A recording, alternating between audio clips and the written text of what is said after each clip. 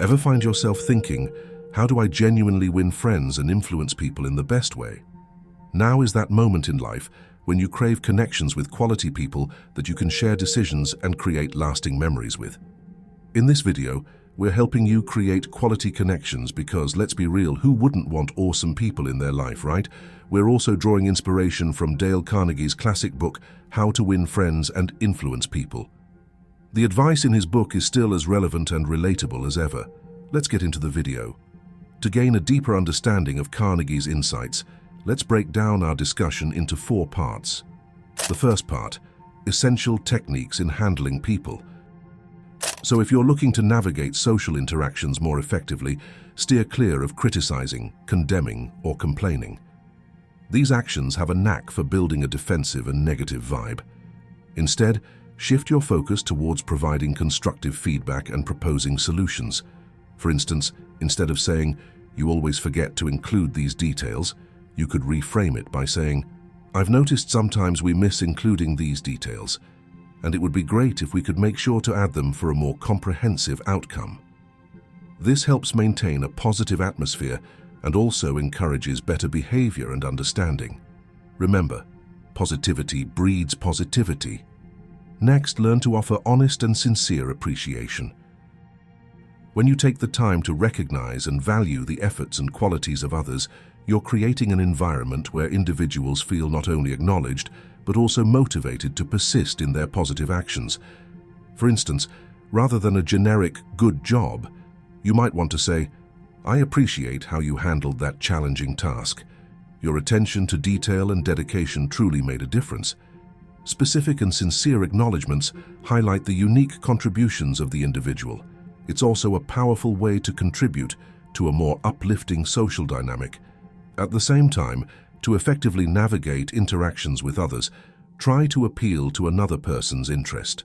This involves understanding your requests or suggestions with what genuinely captivates the other person. For instance, if you're working on a project with a colleague who is passionate about sustainability, you might frame your proposal by emphasizing how the project aligns with eco-friendly practices.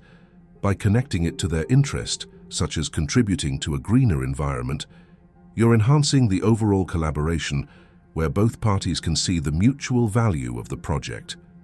Navigating interpersonal relationships can seem overwhelming at times, but it's more manageable when you recognize it as a mutual endeavor that can benefit both parties involved, you and the others.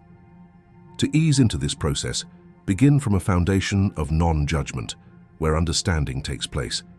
Be sincere, open, and actively engage with those around you. By creating an environment of honesty, you'll have smoother interactions with both your well-being and the well-being of those you connect with. And, as Theodore Roosevelt said, to handle yourself, use your head. To handle others, use your heart. Next part, ways to make people like you. To win people over, don't forget to flash a genuine smile. It might seem like a small act, but it carries significant power because it can instantly put others at ease and draw them toward you. Also, always remember that a person's name is not just a label, so make a conscious effort to remember someone's name because it shows respect and genuine interest to the person. This is going to make your conversations more personalized and enjoyable. Another good way is to actively listen and show interest in others. Let people share their stories and thoughts as a way of saying, "Hey, I value what you have to say." Being a great listener can transform your connections into something deeper and more real. After this, try to tailor your discussions to what matters to the other person to show genuine consideration. It turns your interactions into a shared experience and your conversation enjoyable and unique. So, next time, steer the talk toward their interests and watch the connection level up. With all these, you're making the other person feel important through your interactions. When you sincerely appreciate someone's value, you're showing respect and making them feel truly significant. So don't hold back on compliments and recognition, since it will be the start of a positive relationship. Building genuine connections starts with a sincere desire for meaningful relationships, not just a superficial craving for acceptance. The authenticity of your intentions is reflected in the lasting bonds you form. It's not about having people around just for the sake of it, but building connections that stand the test of time. Make it real, make it meaningful, because in the end, it's the authenticity that truly counts. As Maya Angelou said, "I've learned that people will forget what you said, people will forget what you did, but people will never forget how you made them feel," showing that genuine intentions leave a lasting impact. Part 3. Ways to win people to your way of thinking. Winning people over starts with a friendly hello. When you have conversations with a positive attitude, your conversation will be filled with warmth and goodwill. So, next time you're about to talk with someone, start with a friendly vibe and you'll be amazed at how it sets the tone for a positive interaction. Winning people over also requires a respectful touch. When you genuinely respect diverse opinions, you're building bridges.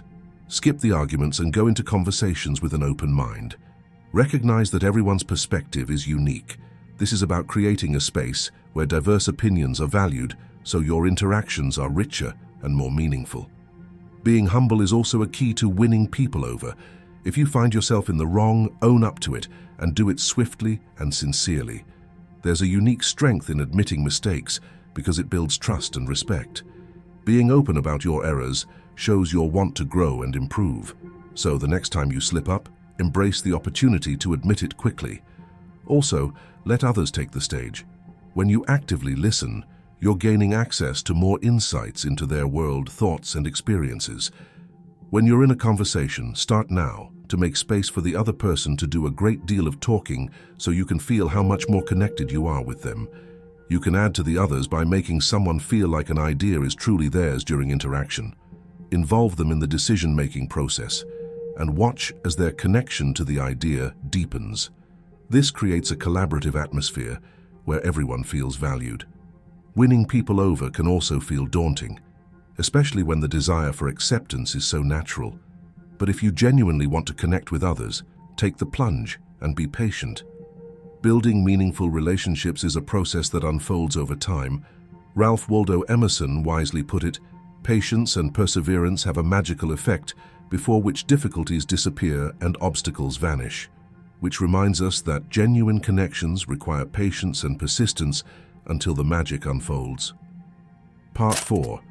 Change people without giving offense or arousing resentment.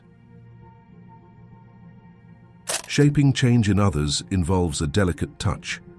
Instead of putting the spotlight on someone's mistakes, consider a subtler approach like drawing attention to the issue indirectly. This way, you're avoiding unnecessary embarrassment that can guide them gently toward the growth that they need. When it comes to influencing change, pose questions instead of issuing orders. By framing your suggestions as queries, you're steering away from a controlling perception and instead encouraging active engagement. It's like inviting others to contribute their thoughts and be part of the decision-making process toward a more inclusive atmosphere for change. Also, preserving someone's dignity is important when aiming for change. Always choose a private and respectful approach, like addressing concerns discreetly so others could save face and correct mistakes without the weight of public scrutiny.